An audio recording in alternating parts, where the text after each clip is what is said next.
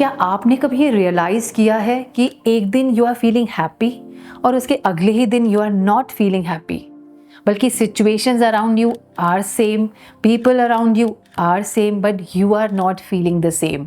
कहीं ऐसा तो नहीं कि हमारी फीलिंग्स और इमोशंस को सिर्फ सिचुएशंस और लोग ही नहीं बल्कि कुछ और चीज़ें भी डिटरमाइन करती हैं। हो सकता है कि आपने अपने पास्ट की कोई हर्टफुल और पेनफुल मेमोरी याद कर ली हो और जिसके बारे में सोचते सोचते महसूस करते करते you are feeling bad and sad. या हो सकता है कि आपने फ्यूचर के किसी इवेंट या थॉट के बारे में सोचा हो और सोचते सोचते आप और अपने फियर को बढ़ा गए और एंग्शियस हो गए। क्या हम अपने अंदर एक ऐसी कैपेसिटी डेवलप कर सकते हैं चीज़ों को अलग तरीके से देखने की? When you change the way you look at the things you look at change। Wayne Dyer का ये कोट है, जब हम अपना देखने का नजरिया बदलते हैं तो बहुत कुछ हमारे अराउंड बदलता है। हाय एवरीवन, मैं हूँ कविता सचदेव। मैं एक माइंडसेट और रिलेशनशिप कोच हूँ। मैं लोगों के लाइफ स्किल्स और इमोशंस पर काम करके उन्हें उनकी बेस्ट लाइफ जीने में इंस्पायर करती हूँ। आज मैं आपसे शेयर करने वाली हूँ 3 सीक्रेट्स मैं अपने फिजिकल, मेंटल और इमोशनल हेल्थ की केयर कैसे करती हूँ, like my self care secrets. सबसे पहला है डू द ब्रेन डंप। हम हमारे ज़िंदगी में बहुत सारे रोल्स और रिस्पॉन्सिबिलिटीज़ प्ले करते हैं। मैं भी प्ले करती हूँ। मेरे भी बहुत सारे ड्रीम्स, डिज़ायर्स और नीड्स हैं जिनकी वजह से मेरे अंदर भी बहुत सारे थॉट्स चलते हैं। तो जब मुझे ऐसा लगता है कि थॉट्स थोड़ी ज़्यादा हो गए और मैं उन्हें समझ नहीं पा रही हूँ, I immediately do the brain dump. मैं पेन पेपर लेती हूँ और उन्हें लिख लेती हूँ और स्पेशली मैं उन्हें पॉइंटर्स में लिखती हूँ। So for the 5 to 10 good minutes I am writing and writing. तो अगले 10 ही मिनट में जो इनविजिबल था वो मेरे लिए विजिबल हो जाता है। Now it's time to sort them. सबसे पहले मैं ये देखती हूँ कि कौन सी चीज़ मुझे, कौन से थॉट्स, एक्शंस मुझे अभी फॉर दिस वीक मुझे लेने हैं, तो मैं उनको कंसिडर करती हूँ और बाकी को साइड रख देती हूँ और उनको मंथली और ईयरली प्लान में डाल देती हूँ। सेकेंड थिंग आई डू कि मैं चेक करती हूँ कि कौन सी चीज़ पर मेरा कंट्रोल है, like what are my controllables. I ask myself a question कि कैन आई चेंज इट। जब अंदर से ये थॉट आता है कि yes, then I immediately ask how can I, और मैं उसके हिसाब से प्लान बनाती हूँ और कोई ना कोई एक्शन ज़रूर लेती हूँ। और जब उस सवाल का जवाब ना में आता है, no I can not change it for now, maybe later, जब वक्त बदलेगा, लोग बदलेंगे या मैं बदलूंगी, तब मैं उसे चेंज कर पाऊंगी, then I will keep it for later. इस तरह से मैं अपने थॉट्स को काइंड ऑफ सॉर्ट कर लेती हूँ। इसके अलावा एक और तरीका है। मैंने एक किताब पढ़ी थी, don't believe everything you think, जहाँ मुझे रियलाइज़ हुआ कि most of our thoughts, feelings and emotions are not us, we have learned those. हमने बचपन से लेकर आज तक बहुत सारी चीज़ें देखकर, सुनकर, फील करके, समझ के, एक्सपीरियंसेस करके अपने माइंड में स्टोर कर रखी हैं।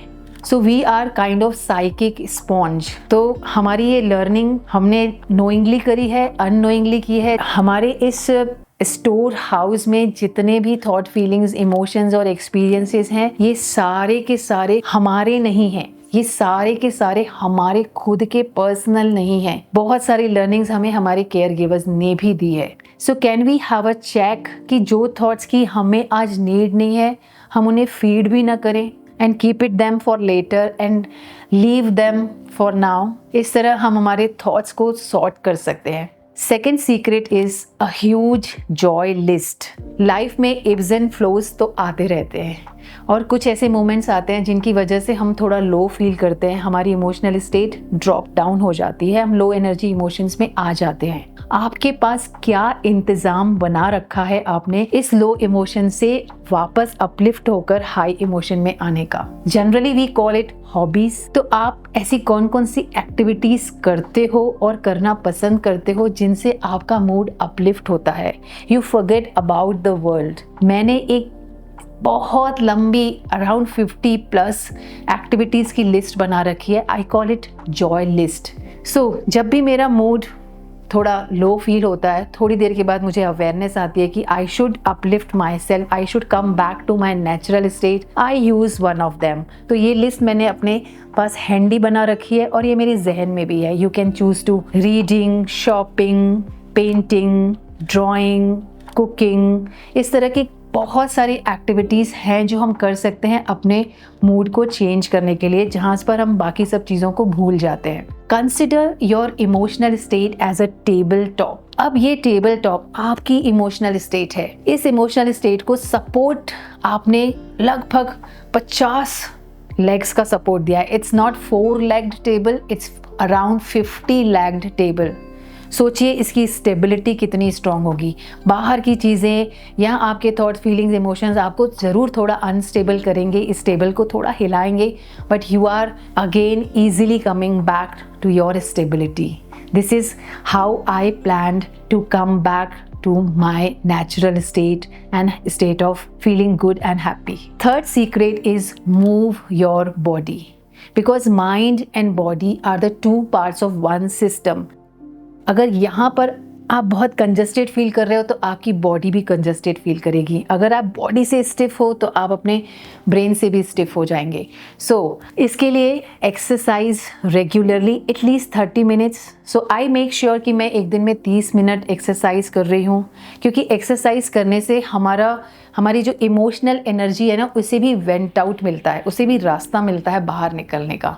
This way we feel light. Also एक और चीज़ का ध्यान रखिएगा कि अगर आपका सिटिंग ज़्यादा है तो आप घंटों तक सिर्फ एक ही पोस्चर में नहीं बैठे हो, क्योंकि जब बॉडी पैसिव हो जाती है ना तो माइंड ओवर एक्टिव हो जाता है और this can cause overthinking. चलते चलते एक गोल्डन टिप आपके लिए, keep a track on your internal dialogue. आप खुद से क्या बात करते हैं, ये बहुत फ्यूल करता है आपकी सेल्फ एस्टीम को। So don't let the world decide your self worth.